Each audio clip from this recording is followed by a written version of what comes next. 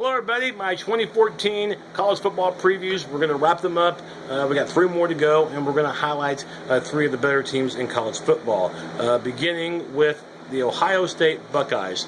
And what is this? Oh yeah, Sheena Easton. Of course, early 80s hit. No, I haven't forgotten about football, but no question this show is. Yeah, for your eyes only. Eyes, Buckeyes. I know it's not the same thing, but at least the second syllable of that nickname for the Ohio State University, at least it has some correlation with that song. So thank you, Sheena Easton. You can shut up now. All right. Urban Meyer. Wherever he goes, he wins, okay? And people can say, well, you lost Braxton Miller, you don't have Carlos Hyde back, and you don't have Ryan Shazier back, and you don't have Roby back in the secondary. To me, yeah, that's going to take time to develop that same chemistry that you had that helped you win your first 24 games in 2 years as Ohio State head coach. But then again, these guys have been a recruiting factory, just like Alabama in the South, Florida State in the Southeast, Oregon in the West. Ohio State reloads, okay? And that's indicative of their recent success, and also, too, Urban Meyer's track record. He won at Utah, 2 national championships at Florida. That second one really stings because it was against my Crimson and Cream from Oklahoma.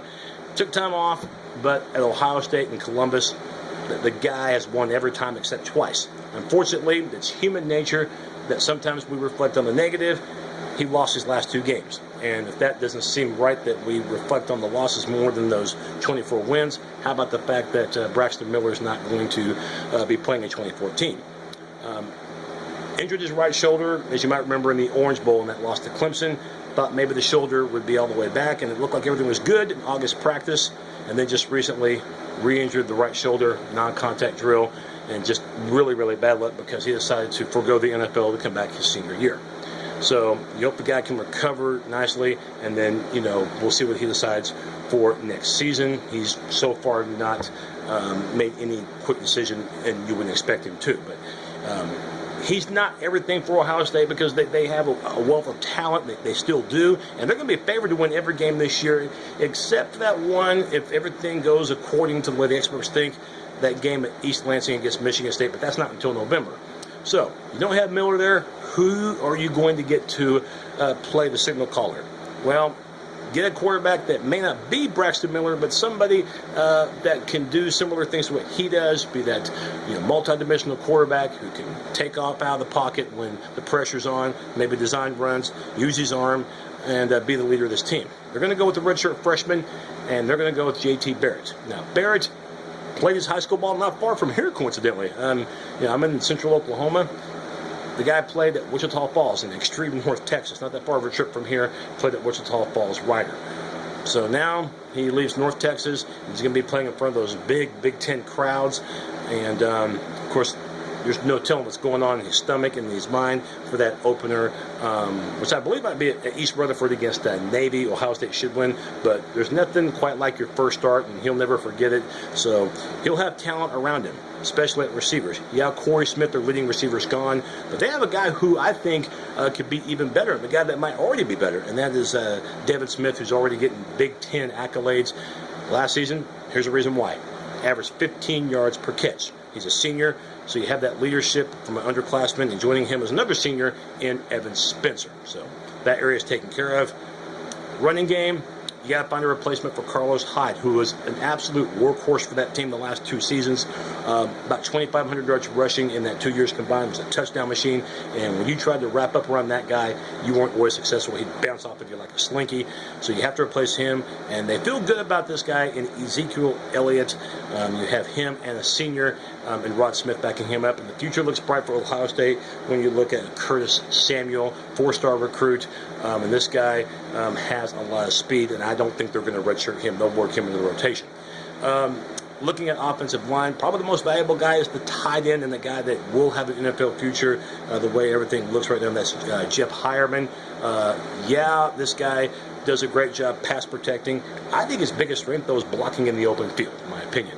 I've seen highlights of this guy, and he not only is able to lay a hit on the defender, but he keeps that block, okay? He sustains that block, which is so pivotal for what Ohio State tries to do. So Hireman, I expect him to have a big season. And also, too, from Taylor Decker. Taylor Decker, 6 feet 7 inches tall, well over 3 bills, 315 to be more precise. He's played every single game during the Urban Meyer era in Columbus, entering this his junior year. And you'll have Darryl Baldwin as senior at the other tackle position, right tackle.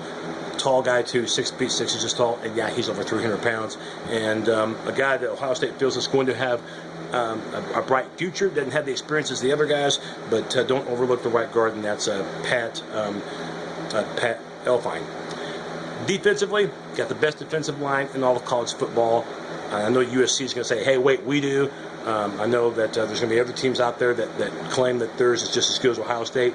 The numbers really back up the Buckeyes, though, on this claim, because last season, 42 sacks. They were also 9th in the country in rushing D, giving up under 110 yards per game. And you got these guys back. Talking about Michael Bennett and Adolphus Washington, terrific 1-2 combo there at your tackles. And Bennett probably has the best chance of going in the first round amongst the four. Joey Bosa at one defensive end. And once the suspension ends for Noah Spence, that's really going to complete this lineup.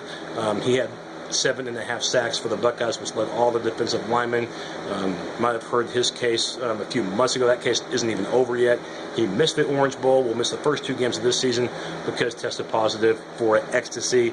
His dad claimed that he was set up, that the drink was planted, but still, the suspension is a suspension. And by the way, it could have been worse because that suspension originally was for an entire season, and that really would have put a dent right there, throwing a huge monkey wrench into the Ohio State season if you didn't have him. So you'll get him for game number 3, which is the Kent State game in mid-September, and he's definitely a menace.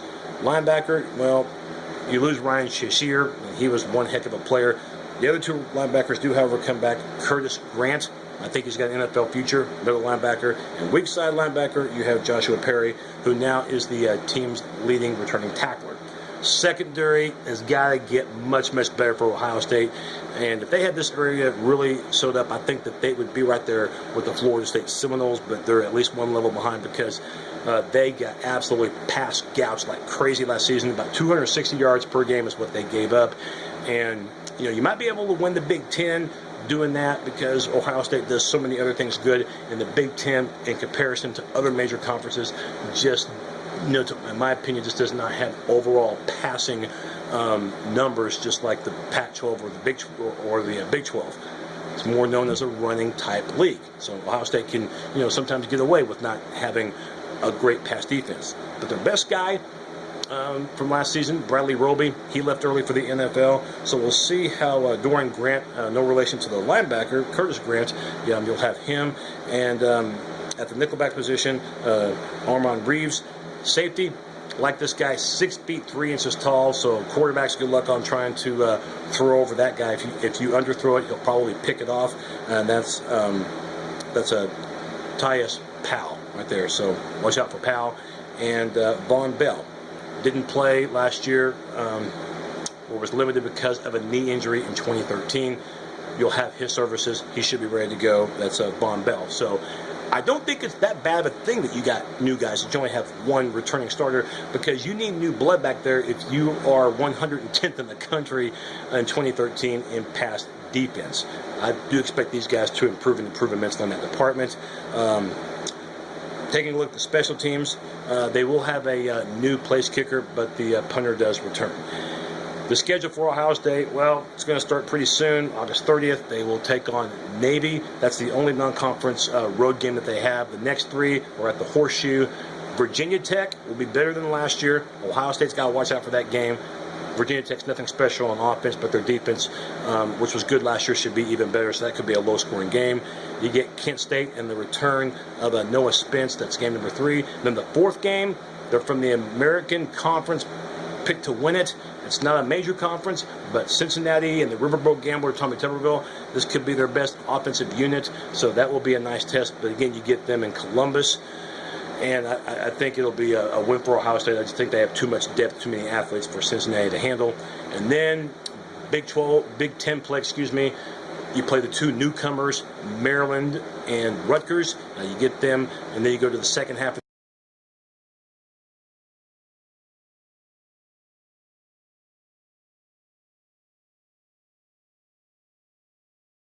Probation that they got a new coach now that O'Brien went to the NFL. You got James Franklin, who turned Vanderbilt football around. Ohio State cannot overlook this team and look ahead to Michigan State, not that far from the Penn State game.